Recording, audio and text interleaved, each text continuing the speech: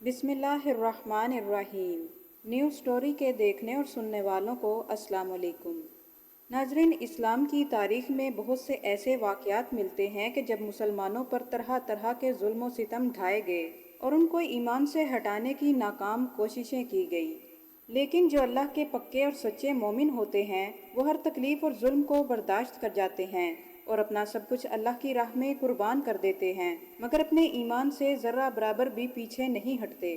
اللہ پاک نے ایسے ہی لوگوں کو جنت میں اعلیٰ مقام عطا فرمانے کا وعدہ فرمایا ہے۔ آج کی ویڈیو میں ہم ایسا ہی ایک ایمان افروز واقعہ بیان کریں گے کہ کس طرح ایک عورت نے اپنا سب کچھ اپنے رب العزت پر قربان کر دیا اور اپنے ایمان پر مضبوطی سے ڈٹی رہی اور اللہ پر ایمان کی ایک اعلیٰ مثال قائم کی۔ یہ واقعہ ہے فرعون کی بیوی حضرت آسیہ کا۔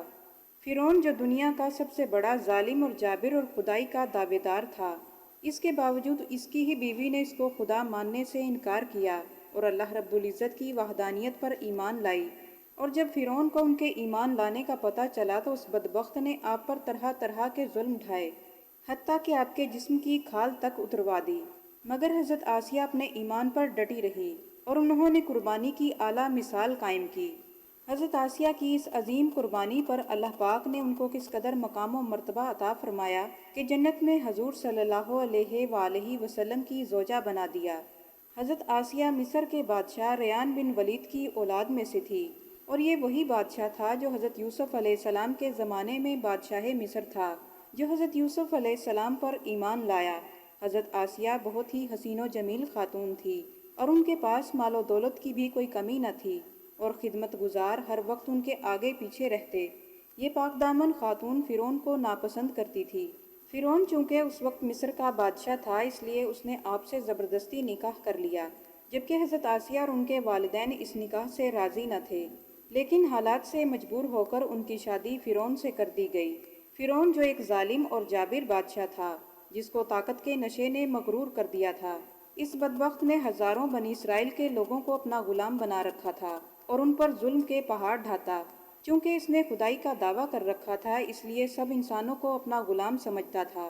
فرعون اسی طرح اپنے غرور اور گھمنڈ میں مبتلا رہا اور اسی طرح وقت گزرتا گیا۔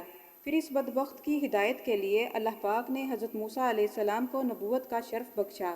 اللہ پاک نے حضرت موسیٰ علیہ السلام کو فرعون کی طرف دعوت حق اور ہدایت کی طرف بلانے کے لیے نبی مبعوث فرمایا۔ حضرت موسیٰ علیہ السلام نے بنی اسرائیل کے لوگوں کو اللہ تعالیٰ کی وحدانیت کی طرف بلایا اور لوگوں کو جھوٹے خداؤں کی عبادت کرنے سے منع فرمایا۔ حضرت موسیٰ علیہ السلام نے فرعون کو طرح طرح کے معجزات دکھائے، لیکن پھر بھی یہ بدبخت کفر اور سرکشی پر ڈٹا رہا اور اللہ تعالیٰ کی وحدانیت کا انکار کرتا رہا اور خود کو خدا کہلواتا رہا۔ مگر اس سب کے باوجود حضرت موسیٰ علیہ السلام بنی اسرائیل اور فرعون کو دعوت حق دیتے رہے۔ پھر فرعون نے حضرت موسیٰ علیہ السلام کو معاذ اللہ جھوٹا ثابت کرنے کے لیے ایک دن مقرر کر لیا اور اپنے تمام جادوگروں کو جمع کیا اور وہاں حضرت موسیٰ علیہ السلام کے ساتھ اپنے جادوگروں سے مقابلہ کروایا۔ اس دن مقابلہ دیکھنے کے لیے بہت سے لوگ جمع ہو گئے اور حضرت موسیٰ علیہ السلام اور حضرت ہارون علیہ السلام بھی تشریف لے آئے، تو جادوگروں نے اپنے جادو کی لاٹھیاں اور رسیاں پھینکنا شروع کر دی، جو ایک دم سانپ بن کر میدان میں ہر طرف دوڑنے لگی۔ فرعون اس منظر کو دیکھ کر خوشی میں بدمست تھا اور ادھر اللہ پاک نے حضرت موسیٰ علیہ السلام کو اپنا عصا پھینکنے کا حکم دیا۔ پھر حضرت موسیٰ علیہ السلام نے اللہ رب العزت کے حکم سے اپنے عصا کو سانپوں کے درمیان پھینک دیا۔ پھر حضرت موسیٰ علیہ السلام کا عصا دیکھتے ہی دیکھتے ایک خوفناک اژدہا بن گیا اور جادوگروں کے تمام سانپوں کو نگل گیا۔ یہ حق و باطل کا وہ معرکہ تھا کہ جس کو دیکھ کر جادوگروں کے دلوں میں بھی ایمان کی روشنی چمک اٹھی اور تمام جادوگر اللہ تعالیٰ کی وحدانیت پر ایمان لے آئے۔ جب ان کے ایمان لانے کی خبر حضرت آسیہ تک پہنچی تو ان کے دل میں بھی ایمان کی روشنی چمک اٹھی اور حضرت آسیہ اللہ کی وحدانیت پر ایمان لائیں۔ ابتدا میں حضرت آسیہ نے اپنے ایمان کو کسی پر ظاہر نہ کیا۔ پھر ایک دن ایسا ہوا کہ فرعون کے محل میں ایک مشاطہ نامی خادمہ تھی جو فرعون کی بیٹی کے بال سنوارا کرتی تھی۔ ایک دن فرعون کی بیٹی کے بال سنوار رہی تھی کہ اس کے ہاتھ سے کنگھی گر گئی۔ جب خادمہ نے بسم اللہ پڑھ کر کنگھی کو اٹھایا تو فرعون کی بیٹی نے یہ کلمات سن لیے اور سمجھ گئی کہ یہ میرے باپ کو خدا نہیں مانتی بلکہ حضرت موسیٰ علیہ السلام کے خدا پر ایمان رکھتی ہے۔ اس نے جا کر اپنے باپ کو ساری بات بتائی کہ آپ کے محل میں رہنے والی ایک خادمہ آپ کو خدا ہی نہیں مانتی۔ بیٹی کی یہ باتیں سن کر فرعون بھڑک اٹھا، چنانچہ اس نے عورت کو سزا دینے کا فیصلہ کر لیا۔ فرعون کہنے لگا یا تو وہ موسیٰ کے رب پر ایمان لانے سے پیچھے ہٹ جائے گی یا پھر اپنی جان سے جائے گی۔ پھر فرعون نے اس عورت کو اپنے پاس بلانے کا حکم دیا اور کہنے لگا کہ دیکھو تم موسیٰ کے رب کو خدا ماننے سے انکار کر دو۔ وہ کہنے لگی کہ ہرگز نہیں، بلکہ میرا اور تیرا رب وہی ہے جو وحدہ لا شریک ہے اور اس کے علاوہ اس کا کوئی شریک نہیں۔ فرعون یہ سن کر غضبناک ہو گیا اور اس نے خادمہ کو اس کے بچوں سمیت کھولتے ہوئے تیل میں ڈالنے کا حکم دے دیا۔ یہ منظر فرعون کی بیوی حضرت آسیہ بھی دیکھ رہی تھی۔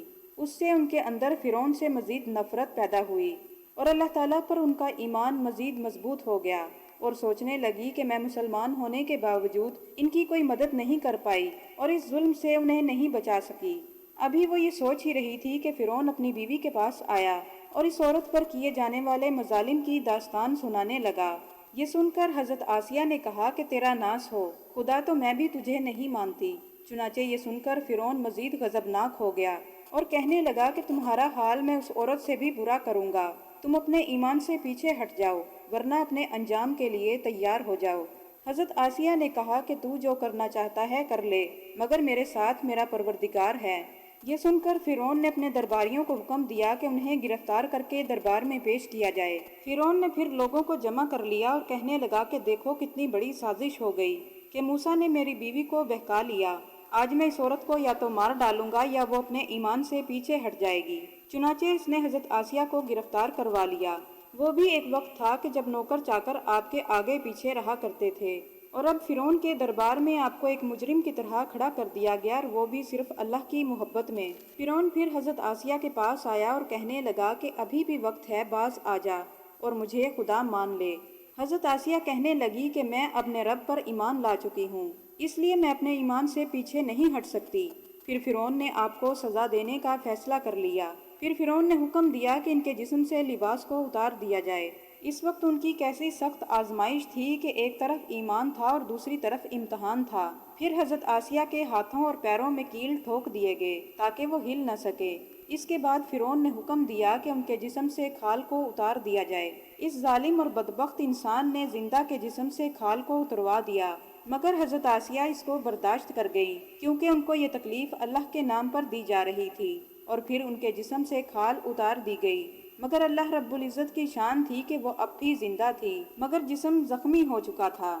مگر فرعون اب بھی باز نہ آیا اور کہنے لگا کہ مرچیں لاؤ۔ چنانچہ پھر حضرت آسیہ کے جسم پر مرچیں ڈال دی گئی اور وہ مچھلی کی طرح تڑپنے لگی، اور اس تکلیف کے عالم میں انہوں نے اللہ رب العزت سے دعا کی، اے پروردگار، فرعون کا محل سامنے ہے اور وہ یہ کہتا ہے کہ میں تمہیں محل سے نکال چکا ہوں اور آج کے بعد تم اس محل میں نہیں آ سکو گی، اس لیے اے میرے پروردگار، مجھے اس محل کے بدلے جنت میں تیرے پاس ایک گھر چاہیے اور مجھے فرعون اور اس کے محل سے نجات عطا فرما۔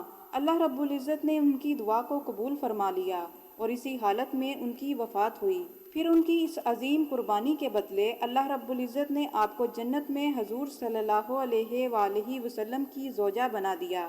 اللہ رب العزت سے دعا ہے کہ ہمارا ایمان مضبوط بنائے اور ایمان پر ہی ہمارا خاتمہ فرمائے۔ آمین۔